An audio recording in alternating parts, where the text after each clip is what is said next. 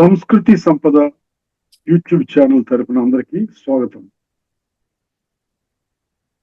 శ్రీనాథుని శృంగార నైషధం కావ్య పఠనం. ఈ కావ్య పఠనాన్ని కావిస్తున్న శ్రీ నూతలపాటి వెంకటరత్న శర్మ గారు ఈ పఠనాన్ని ధారావాహిక ప్రసంగంలో ప్రసంగిస్తున్నారు. వారి ధారావాహిక ప్రసంగంలో ఈరోజు 37వ ప్రసంగం చేస్తున్నారు. శ్రీ రత్నశర్మ గారికి స్వాగతం. నమస్తే. విరహిణీవధ మహాదురిత పంక కళంక కలుషితాత్మకుడైన ఖలుడు వీడే. నిన్న చంద్రోపాలంబన మొదలైంది. కావ్య సంప్రదాయాన్ని అనుసరించి చంద్రుణ్ణి ఉపాలంబన చేయటం, నిందించడం అనేది మొదలైంది.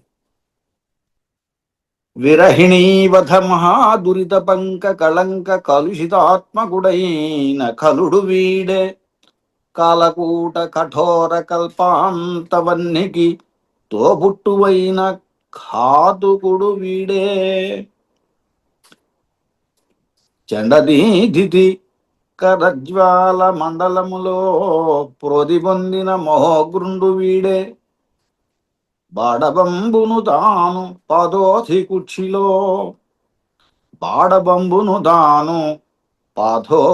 కుక్షిలో సరిపొత్తు మన్న దుర్జాతి వీడే. సంహికేయ నిషాద దంస్ట్రా విటంక విషరస ప్రతిపాక భావితుడు వీడే. గగనమను రుద్రభూమిని ఏకతమ తిరుగు అదరులుమిసెడు కొరవిదయంబు వీడే. అదరులుమిసెడి కొరవిదయంబు వీడే. ఎవరు? ఇదంతా చంద్రుని గురించి.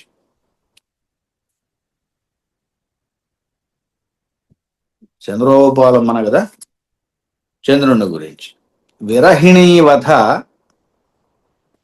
విరహణల్ని వేచటం అనేది మహా దురిత పంక కళంక కలుషాత్మకుడైన ఖలుడు వీడే.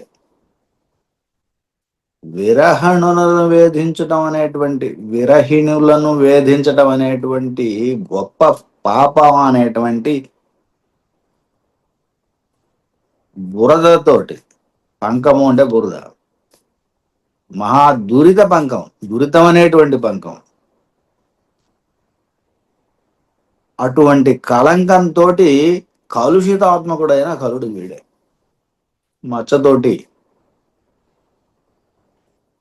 కలుషితాత్మకుడు, కలుషితం కాబడ్డ ఆత్మ గలవాడు అయిన ఖలుడు, దొంగ వీడు అని. ఖలుడు సాధారణంగా చంద్రుడికి మచ్చ ఉంటుంది, అది నల్లగా ఉంటుంది, అది సహసిద్ధంగా ఏర్పడి ఉన్నది. దాన్ని ఇలా చెబుతున్నాడు అన్నమాట కవి. ఆ మచ్చ దేనికి వచ్చిందిరా అంటే, విరహిణీవధ మహాదురిత పంక కళంకము అని చెప్పాడు. ఆ మచ్చ అదిట. విరహణులను వేధించడం అనేటువంటి గొప్ప పాపం అనేటువంటి పంకంలో ఆ మచ్చ ఏర్పడి ఉన్నది. అటువంటి మచ్చతోటి ఆయన కలుషితాత్మకుడు చంద్రుడు, అటువంటి ఖలుడు అన్నది. ఇలా కలుషితమైనటువంటి, మాలిన్యమైనటువంటి ఆత్మ కలిగిన వాడు, దేహం కలిగినటువంటి వాడు అయినటువంటి ఖలుడు చంద్రుడు అని. కాలకూట కఠోర కల్పాంతవన్నికి తోబుట్టువైన ఘాతుకుడు వీడే. కాలకూట కఠోర కల్పాంతవన్నికి, కాలకూట విషం పుట్టింది సముద్రంలో క్షీరసాగర మదనం అప్పుడు. ఆ కఠోరమైనటువంటి విషానికి అది ఒక అగ్ని, ఒక నిప్పులాగా వచ్చింది, ఒక పెద్ద అగ్నిలాగా వస్తే దాన్ని ముద్ద చేసి ఆయన ఆ విషాగ్నిని శివుడు గొంతులో ఉంచుకున్నాడని కదా. కాబట్టి అదిగో కాలకూట కఠోర కల్పాంతవన్నికి, కల్పాంతం కల్పాంతవన్నికి అంటే ప్రళయం, ప్రళయాగ్నికి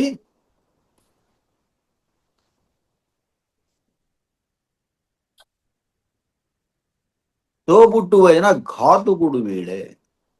తోబుట్టు అయినటువంటి వాట ఈ ఘాతుకుడు, ఈ దుర్మార్గుడు. ఎవరికి తోబుట్టువు? విషానికి, కాలకూట విషానికి. అది సముద్రంలో క్షీరసాగర మదనం అప్పుడు పుట్టింది, చంద్రుడు కూడా అప్పుడే పుట్టాడు, అందువల్ల తోబుట్టు.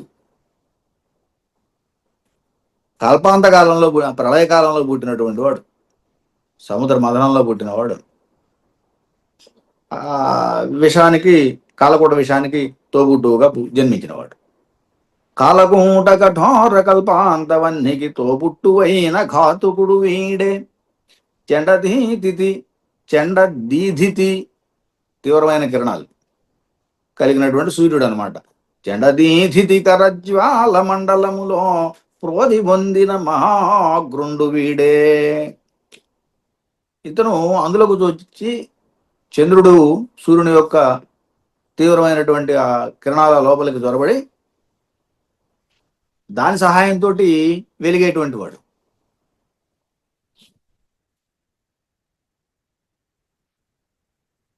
అందువల్ల చంద్రుడు యొక్క కిరణాలతో పోషింపబడటం వల్ల ఇతను కూడా మహోగ్రుడయ్యాడు, క్రూరుడయ్యాడు, ఘోరం కలిగిన అతి ఘోరుడయ్యాడు. అటువంటి చంద్రుడు అని. చెండదీతిథి కరజ్వాల మండలములో ప్రోధి పొందిన మహోగ్రుండు వీడే. అది సూర్యుని యొక్క కిరణాల యొక్క తీవ్రమైన కిరణాల యొక్క పోషణలో ఉన్నటువంటి వాడు కాబట్టి అతి క్రూరుడు అని చెప్తాడు. బాడబంబును అంటే సాధారణంగా సూర్యుని యొక్క కిరణాలు చంద్రుడి మీద పడి చంద్రుడి యొక్క కిరణాలు మనకు వెలుగు ఇస్తున్నాయి వెన్నెల్లాగా. అందువల్ల బాడబంబును తాను పాదోధి కుక్షిలో సరిపొత్తుమన్న దుర్జాతి వీడే. బాడబంబును తాను, బాడబాగ్ని సముద్రంలో ఉంటుంది బాడబాగ్ని అని. ఈ బడబాగ్ని బాడబంబును తాను పాథోధి కుక్షిలో సముద్రం యొక్క లోపల సరిపొత్తు మన్న దుర్జాతి వీడే. అతనితోటి పొత్తు, సరిపొత్తు, పొత్తు కలిగిన వాడు అని అంటే ఇద్దరు దాంట్లో ఉన్నారు అని చెప్పడం సముద్రంలో.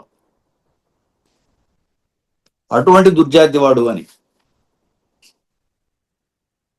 ఇప్పుడు చెడ్డవాడి స్నేహం జరిగితే చెడ్డవాడు అంటారు కదా, అలాగే ఇక్కడ జనాన్ని ఇబ్బంది పెడుతూ ఉన్నటువంటి బడబాగ్ని, ఆ బడబాగ్నితో వీడు సమానంగా సముద్రంలో ఉన్నటువంటి వాడు అని. బడబంబును తాను బాధోధి కుక్షిలో సరిపొత్తు మనినా అని ఉన్నటువంటి దుర్జాతి వీడే. మనినా అంటే మనుగడ సాగించిన దుర్జాతి వీడే. సమీకేయ నిషాదంస్తా విటంక విషరస ప్రతిపాక భావితుడు వీడే. సైమికేయుడు అంటే సింహిక యొక్క తనయుడు రాహు. నవగ్రహాల్లో రాహు ఉంటుంది కదా, రాహు సింహిక తనయుడు, అందుకే సైమికేయుడు అన్నాడు. రాహువు యొక్క నిషాద దంస్త్ర వాడి అయినటువంటి కోరలు, వాటి చివరల నుంచి విటంక విష రస ప్రతిపాక భావితు వచ్చేటువంటి విషం ఏదైతే ఉందో దానికి ప్రతిపాక భావితుడు. ప్రతిపాక రసం, ప్రతిపాకము అంటే దాదాపుగా దాన్ని పెంచేది కానీ దాంతో సమానమైంది కానీ అని. అందువల్ల ఇక్కడ ఆ గరళానికి ఎలాంటి ఇది ఉన్నదో అంతటి విషం కలిగినటువంటి వాడు అని అలా భావింపబడేటువంటి వాడు చంద్రుడు. గగనవను రుద్ర భూమినే కతమ తిరుగునదరులు మిసడి కొరవి దయ్యంబు వీడే. చివరికి ఏకంగా కొరవి దయ్యం వీడు అంది. ఈ కొరవి దయ్యం ఏం చేస్తుందట? గగనం అనే రుద్రభూమి, ఆకాశం అనేటువంటి రుద్రభూమి, శ్మశానం, అందులో ఒంటరిగా తిరుగుతూ అదరులు మిసడి, విస్ఫులింగాల్ని చిమ్మేటువంటి, అంటే నిప్పులు కక్కేటువంటి అని. కొరవి దయ్యం లాంటి వాడు వీడు అని. కొరవి దయ్యంబు వీడు, వీడు సాక్షాత్ ఆ కొరవి దయ్యం అంది చంద్రుణ్ణి. ఇదంతా కూడా చంద్రుని యొక్క ఉపాధమన. వాస్తవమే దీంట్లో ఏమిటి, సముద్రంలోనే పుట్టాడు, విషానికి తోబుట్టువుగానే పుట్టాడు, సూర్యుడు అనుసంధానంతో వెలుగుతున్నాడు, అలాగే బాడపాగ్నులతోటి సమానంగా సముద్రంలో జీవించిన వాడే. అట్లాగే రాహు ఇది మింగుతూ ఉంటాడు కదా, అది గ్రహణ కాలం అవి వస్తూ ఉంటాయి. అలా ఆయన దవసలతోటి చిక్కుకున్నటువంటి వాడే కాబట్టి దానికి ప్రతి అయినటువంటి విషం కలిగినటువంటి వాడని. అలాగే మరి నిత్యం గగన సంచారి కదా ఆయన, ఏకతమ ఒంటరిగానే గగన సంచారం చేస్తాడు. అందువల్ల గగనం అనే రుద్రభూమిలో మరి నిప్పులు జిమ్మేటువంటి కొరువు దయ్యం చంద్రుడు అని చెప్పి నిందిస్తోంది దమయంతి.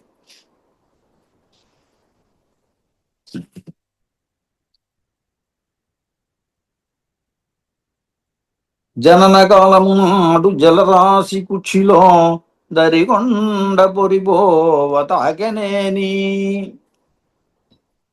గ్రహణ వేళల యందు రాహు ఆహారించి తృప్తిమై గర్రున త్రేజనేని,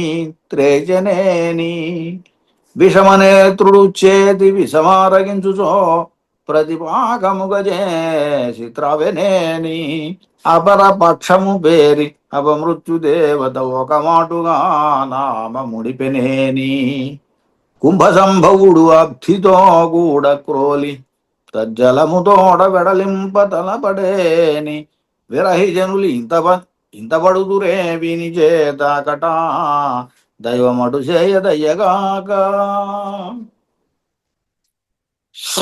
ఇందులో మొదటిది జననకాలము నాడు జలరాశి కుక్షిలో దరిగొండ పొరిపోవ తాకెనేని. జనన కాలం నాడు ఇది పుట్టినటువంటి సందర్భంలో, పుట్టిన సమయంలో ఏం జరుగుతోంది, క్షీరాబ్ది మదనం జరుగుతోంది. అప్పుడు కదా ఈయన పుట్టాడు. ఆ సమయంలో జలరాశి కుక్షిలో, ఆ సముద్రపు నీటి యొక్క లోపల దరికొండ పొరిపోవ తాకేనేని. తరికొండ అంటే దాన్ని ఏమంటారు, చిలికినటువంటి, చిలకడానికి లోపల కవంగా చేసినటువంటి మందర పర్వతం ఉన్నది కదా, అది తరికొండ అంటే. కొండ మందర పర్వతం ఏమిటది అంటే తరికొండ, సముద్ర మథనం కోసం ఉపయోగించినటువంటిది. కవంలాగా చేసి దాన్ని చిలికారు. తరికొండ పొరిపోవ తాకెనేని, కొంచెం గట్టిగా తాకినట్టయితే ఆ దెబ్బకే చచ్చుండేది అని, చచ్చునట్టుగా తాకినట్లయితే అని. పొరిపోవ తాకెనేని, తరికొండ గట్టిగా తాకినట్టయితే చంద్రుడు అక్కడే చచ్చిపోయేవాడు అని కదా. తరికొండ పొరిపోవ తాకెనేని, ఒకవేళ అలా గనక అయి ఉన్నట్టయితే ఉండేవాడు కాదు, ఈ బాధ జనాలకు ఉండేది కాదు అని. రెండవది, గ్రహణ వేళల యందు రాహు ఆహారించి తృప్తిమై గర్రున త్రేచనేని. గ్రహణ కాలం, చంద్రగ్రహణం వస్తుంది, రాహుగ్రస్తమో కేతుగ్రస్తమో ఇలా చెబుతూ ఉంటారు. రాహుగ్రస్తమైనటువంటి చంద్రగ్రహణం జరిగి చంద్రుని మింగేసి గర్రున త్రేంచినట్టయితే అరిగిపోయిందని గుర్తుగా మళ్ళీ బయటకు వచ్చేవాడు కాదు కదా. ఈ బయటికి రాకపోతే ఈ సమస్య, ఈ రకమైనటువంటి విరహణలకు బాధ ఉండేవి కాదు కదా అని.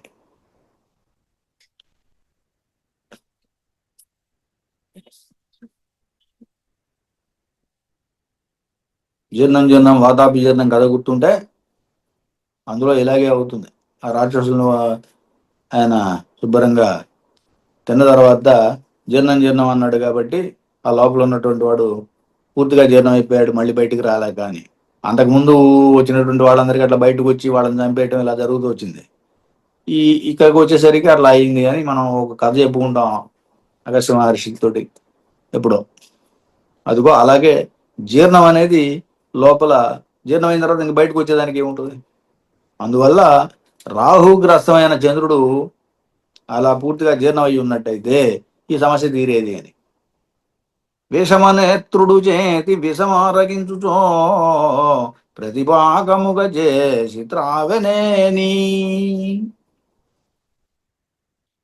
శివుడు తల మీద చంద్రుడు ఉంటాడు కదా, శివుడు ఈ విషాన్ని తాగాడు, గొంతులో ఉంచుకున్నాడు. విషమనేత్రుడు అంటే శివుడు. విషమనేత్రుడి చేతి విషము ఆరగించేటప్పుడు ప్రతిపాగముగా చేసి తాగనేని అని.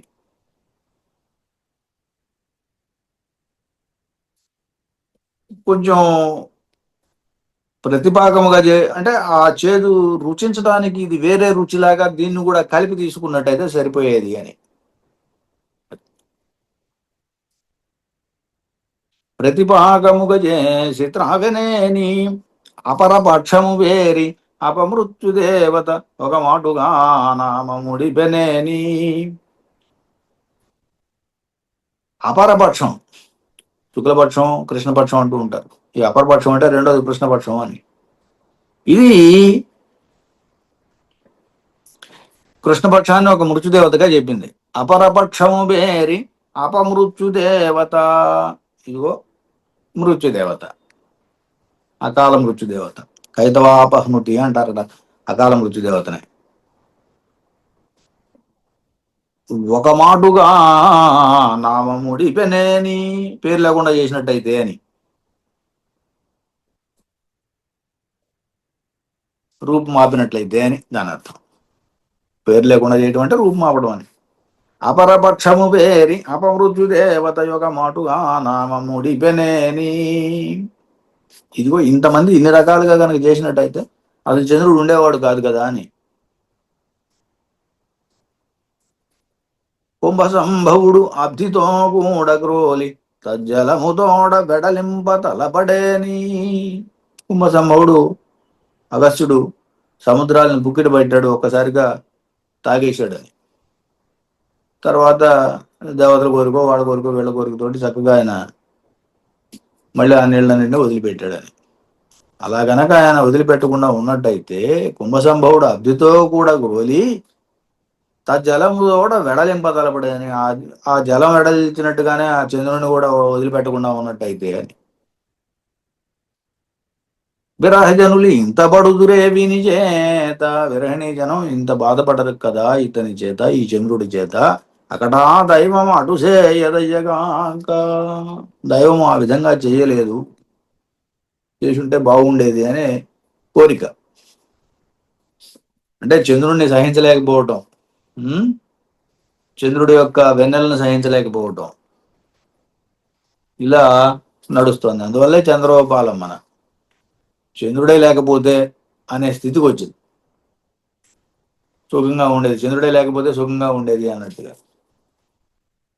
ప్రాణసఖులార వెన్నెల బయలికి ఇప్పుడు మించుటద్దంబు పోలయు కొంచు రెండు, చోరుడల చంద్రుడ అద్దంబు సొచ్చినప్పుడ వంచనము లేక వ్రయుడే పొంచియుండి.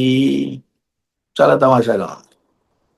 ఇక్కడ ఏముంటుందంటే ప్రాణసఖులార వెన్నెల బయలికి ఇప్పుడు మించుటద్దంబు గోలయు కొంచు రెండు. బయటికి వెన్నెల ఉంది, వెన్నెల వచ్చినప్పుడు బయటకు రండి, ఒక అద్దం తీసుకురండి, అద్దంతో పాటు ఒక కోల కూడా పట్టుకురండి, ఒక దుడ్డు కర్ర లాంటిది. ప్రాణ సఖులార వెన్నెల బయలికి ఇప్పుడు, వెన్నెల బయలి అంటే వెన్నెల ఉన్నటువంటి ఈ బయటకి ఇప్పుడు మించుట అద్దంబు, మెరుగుట అద్దం, చక్కని నిర్మలమైన అద్దం, అలాగే కోలయు దుడ్డు కర్ర, కొంచు రెండు తీసుకురండు అంది. ఎవరితో చెబుతోంది? ప్రాణ సగులారా అని చెబుతోంది, సగులకు చెబుతోంది. ఏం చేయాలి తీసుకొచ్చి అంటే, చోరుడల చంద్రుడ అద్దంబు సొచ్చినప్పుడ వంచనము లేక వ్రయుడి పొంచియుండి.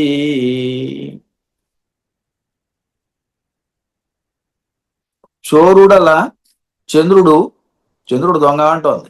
చోరుడల చంద్రుడు అద్దంబు సొచ్చినప్పుడు అద్దంలోకి ప్రవేశించినప్పుడు వంచనము లేక వ్రేయుడి పొంచియుండి దాక్కు నుండి ఏమాత్రం వంచన మోసం లేకుండా ఆ దుడ్డుగారితో ఒక్కటేయండి. ఎవరిని వేయాలి? చంద్రుడిని. చంద్రుడు ఎక్కడ ఉన్నాడు? అద్దంలో ఉన్నాడు. అద్దంలో ఉన్నప్పుడు చూసి దుడ్డుగారితో ఒకటేయండి. ఇక్కడ రెండు తమాషాలు ఉన్నాయి. ఒకటి, ఆయన చోరుడు, అందుకే చోరుడు అంది ముందు. చోరుడు అలా చంద్రుడు అంది. దొంగను పట్టుకోవాలంటే వాడు దొరకడు. దాక్కు నుండి పొంచి పొంచి ఉండి ఓ దెబ్బ వేయాలి వాడిని దొరకబట్టుకోవాలంటే కదా.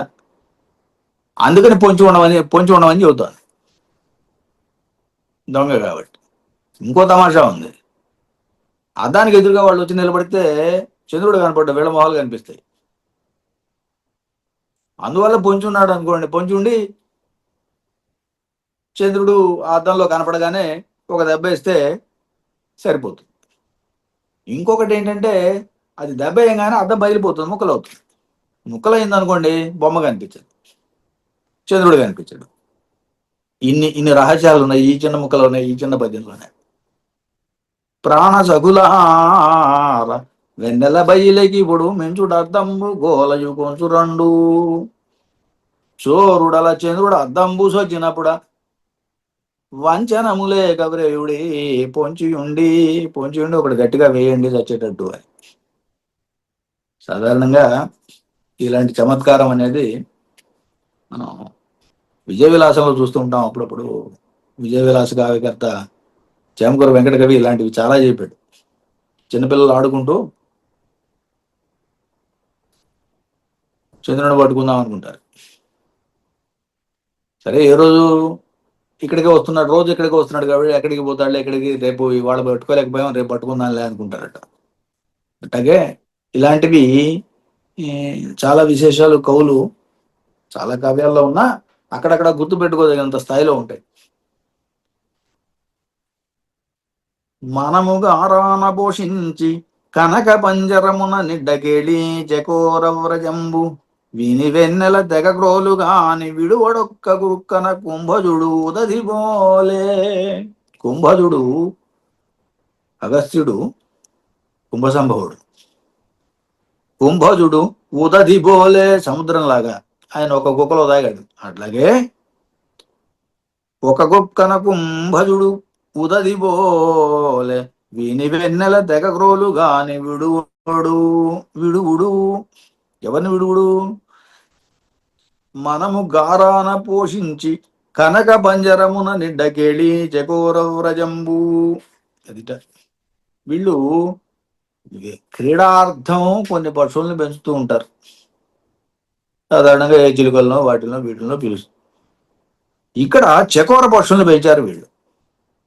వాటిని వదిలిపెట్టమంటారు. చకోర పక్షులు వెన్నెల పులుగులని పేరు.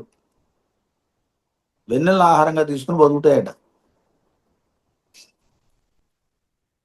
మనము గారాన పోషించి కనక పంజరమున నిడ్డ, గారావంతో పోషించి కనక పంజరంలో బంగారు పంజరంలో ఉంచినటువంటి కేళీ చకోర వ్రజము. ఈ చకోర పక్షులు చకోర పక్షుల్ని క్రీడార్థం మనం తీసుకొచ్చినటువంటి వెన్నెల పులుగులని, పులుగు అంటే పక్షి, వెన్నెల పులుగుల్ని, వ్రజము అంటే సమూహం, కేళీ చకోర వ్రజం, వాటిని విడువుడు వదిలిపెట్టినట్టయితే ఏం జరుగుతుంది? వీని వెన్నెల తెగగ్రోలు గాని, వీని యొక్క వెన్నెలని చక్కగా త్రాగుతాయి. తెగగ్రోలును నిశ్శేషమయ్యేటట్టుగా త్రాగుతాయని, పూర్తిగా తాగుతాయని. వీని వెన్నెల తెగగ్రోలు గాని విడువుడు ఒక కృక్కన కుంభజుడు పోలే. అది తాగేదానికి ఒక ఉదాహరణ చెప్పాడు. ఏమిటి చెప్పాడంటే, సముద్రాన్ని ఒక కుక్కలో కుంభసంభవుడు తాగినట్టు చంద్రుడి వెన్నెలంతా కూడా ఇవి ఒక కుక్కలో తాగేస్తాయి, అందువల్ల వాటిని వదిలిపెట్టు చకోర పక్షుల్ని అని. మనముగా ఆరాన పోషించి కనక పంజరమున నిడ్డకేళి చకోర వ్రజంబు. కేళి చకోర వ్రజం క్రీడార్థం తీసుకొచ్చినటువంటి చకోర పక్షుల యొక్క సమూహం. విని వెన్నెల జగక్రోలు గాని, ఈ వెన్నెల అనేది ఈ చంద్రుడి యొక్క వెన్నెలని బాగా తాగుతాయి కాబట్టి విడుగుడు ఒక గుక్కన కుంభజుడు పోలే. ఒక గుక్కలో సముద్రాన్ని మింగినటువంటి అగస్త్యుడిలాగా ఇవి కూడా వెన్నెల్ని మింగుతాయి అని. శ్రవణపూరతమాల పల్లవ జయంబు మేపుదము వీనిలోనున్న మృగ శిశువునకు అది ప్రవర్ధమాన మొందెనే ముదితలాల మండలం బెల్ల తానయ్యుండుగాని. ఇక్కడ తమాల వృక్షాలు, శ్రవణపూర తమాల పల్లవ జయం, తమాల వృక్షాల యొక్క చిగురుటాకుల్ని చక్కగా ఆ చిగురుటాకులతో మేపుదాం. ఎవరిని? మృగ శిశువునకు. ఎక్కడుంది ఇది? చంద్రుడిలో ఉంది. చంద్రుడిలో ఉన్నటువంటి మచ్చను జింక అని చెబుతారు కొంతమంది. ఆ జింకని మనం గనక మేపినట్టయితే అది వృద్ధి పొంది మొత్తం అదే కనిపిస్తుంది, చంద్రుడు కనపడకుండా. కానీ ఇది దీనిలో రహస్యం. శ్రవణపూరతమాల పల్లవ జయము మేపుదము వీనిలోనున్న మృగ శిశువునకు అని. ఈ చంద్రుడి లోపల ఉన్నటువంటి మృగ శిశువునకి ఇదిగో ఈ తమాల పల్లవ జయంతో మేపుదాం. మేపితే ఏమవుతుంది? అది ప్రవర్ధమానముందేనే ముదితలారా ఓ సకులారా, అది ప్రవర్ధమానముందేనే ప్రవర్ధనముందేనే, అది బాగా వృద్ధి పొందితే మండలం బెల్ల తానయ్యుండు. మొత్తం ఆ వృత్తాకారం మొత్తం కూడా, మండలం అంతా కూడా, ఆ చంద్రుడు ఉండేటువంటి మొత్తం కూడా అది ఆక్రమించేసి చివరికి చంద్రుడు బింబం అంతా తానే ఆక్రమిస్తే ఏమవుతుంది? చంద్రుడు సరిగా కనపడకుండా అవుతుంది. అదిగో కావాల్సింది అది. అలా లోపల ఉన్నటువంటి జింకను పెంచుదాం అనుకుంటున్నారు వీళ్ళు. రాహుగ్రహ వదన గుహాగేహాంతర్ధ్వాండవటల కేళి రస కౌతూహల నవఖద్యోతంబి హరిణాంకుడు వీనిగేటికి వెరవన్. ఈ హరిణాంకుడు హరిణము అంకముగా కలిగిన వాడు, జింక చిహ్నంగా కలిగినటువంటి వాడు. వీనికేటికి వెరవని, వీటికి భయపడాల్సిన అవసరం ఏమున్నది అని అంటోంది. ఎందుకుట? రాహుగ్రహ వదన గుహాగేహాంతర ధ్వాంత పటల కేళి రస కౌతూహల నవఖద్యోతము. అబ్బో, ఖద్యోతం అంటే మినుగురు పురుగు. ఖద్యోతము అంటే మినుగురు పురుగు.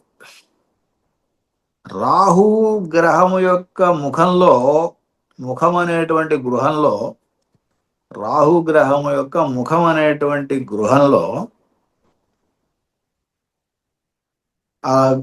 అది వదన గహ్వరం కాబట్టి ఆ లోపలంతా చీకటిగా ఉంటుంది. అధ్వాంత పటలం అన్నది. అందులో కేళీరస కౌతూహల నవఖద్యోతము ఇది. అందులో ఏదో క్రీడానుభవాన్ని పొందాలనే ఉత్సాహం చూపించేటువంటి ఒక చిన్న మిణుగురు పురుగు చంద్రుడు. అది అంతకన్నా మించి గొప్పవాడేం కాదు. కాబట్టి ఈ హరిణాంకుడు వీనికి ఎటికి వెరవం, దానికోసం మనం ఎందుకు భయపడాలి అని. ఖద్యోతం అనేది ఏదో క్షుద్రమైన కీటకం అని చెప్పడం, ఓ చిన్న పురుగు అని చెప్పడం అంతే. మిణుగురు పురుగు కదా అది. చంద్రుడు అందరి వాడే, అంతకన్నా గొప్పవాడేం కాదు. ఎందుకు? అట పట్టుకుంటాడు రాహు. పట్టుకున్నప్పుడు ఆయన గొంతు అనేటువంటి గృహంలోకి లోపలికి జొరబడుతుంది. అదంతా చీకటి. ఆ చీకటిలో ఈ కేళీ రస కౌతూహలం, ఏదో ఆడుకోవాలనే కౌతూహలంతో కాస్త మినుగురు పురుగులాగా వెలుగుతుంది అంతే. కాబట్టి అటువంటి హరిణాంకుడు గొప్పవాడేం కాదు, వాడికి మనం భయపడాల్సిన అవసరం లేదు అని మళ్ళీ ధైర్యం తెచ్చుకుంటోంది అనమాట. వీనికేటికి వేరవన్నట్టు అని. మరియును సరే, మిగతాది రేపు చూద్దాం. స్వస్తి.